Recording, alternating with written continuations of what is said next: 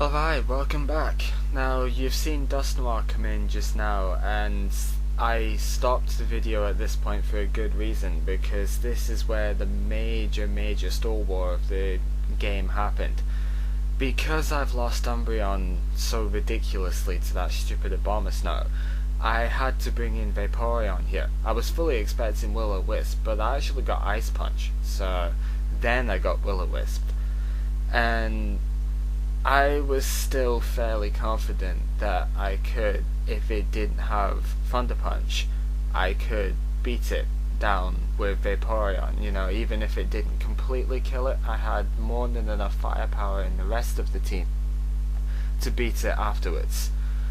And it must not have any other offensive move than Ice Punch, because that's all it used on me the entire time. And I was actually quite shocked at that, because I thought at least Shadow Sneak should have been used, because Shadow Sneak, even that, would have been stronger. But it's not my decision that caused that, so I'm fine with that. I do get Surf in fairly quickly, but it doesn't really do anything at all. That's a 4-hit KO, and he crits me, so blah, but I'm used to hacks by now, so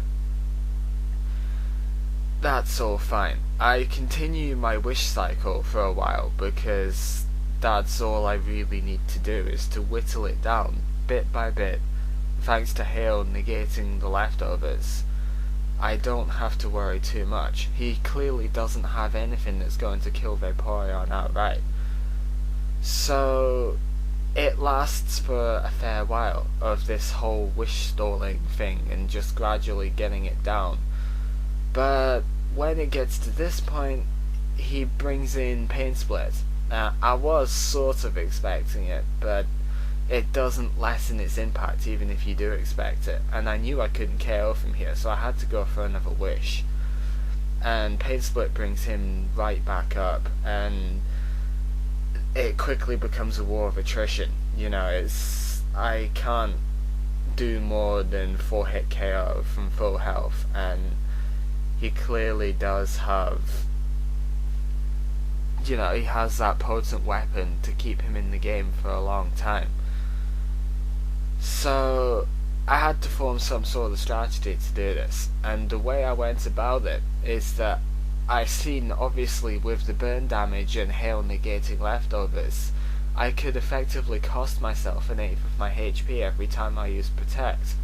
So the idea I came up with is that I deliberately lowered my health before I wished to make sure he got less back when he Pain Splitted. And that whittled him down a lot faster. You can see there's a lot less health than it was last time, and it eventually gets down to the point where I can 2-hit KO it, as well as getting Wish the next turn up. So it took a long time, and it's like half of this video is this one stall fight. You know, you can imagine at normal speed, this is at 4 times, you can imagine how long this took.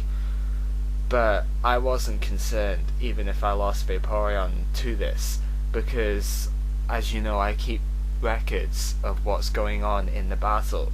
I hadn't seen the last team member, but I had a feeling I knew what it was from a previous discussion I had with Lunar. So basically, to me, Vaporeon was useless at this point, beyond hopefully trying to get Wish to Scizor, but even that wasn't particularly needed. And he got a crit there, as you've seen, which nearly killed me, but Wish comes in before Hail, so I still get recovered fine.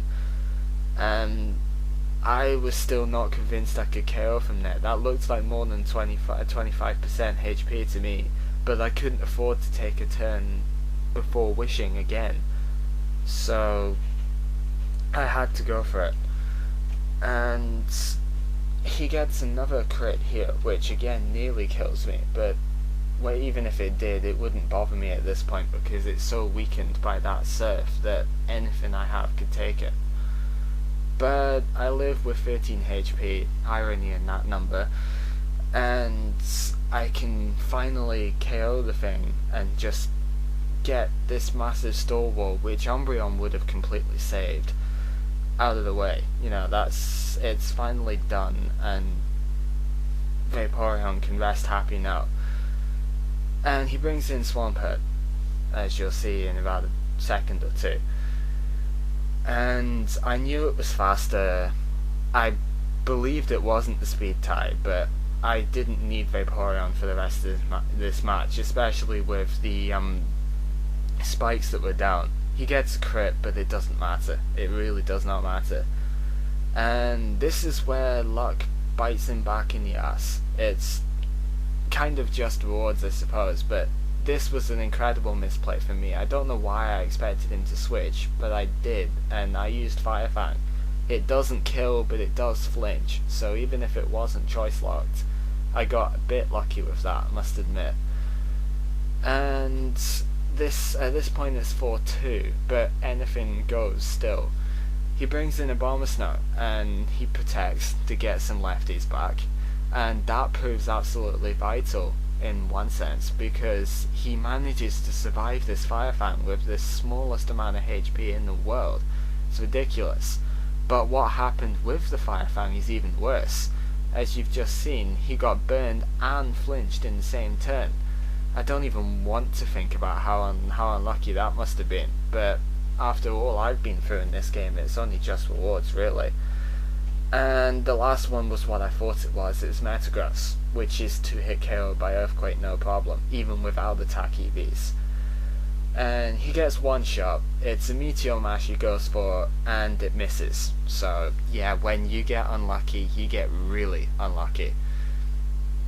But that's the way it goes, and that was the last move of the game. It was a 4-0 finish, I believe, somehow. Don't know how on earth it managed to stay at 4-0, but it did. And I'm just sorry, really, that there was so much luck involved in that. I can say good game for it, because it still was, even with the luck involved in it, and how unfair, in my opinion, Umbreon was treated. It was a good game still, and I'm not that unsporting. Good game, Luna. Thank you guys for watching, and I'll see you next time. Take care.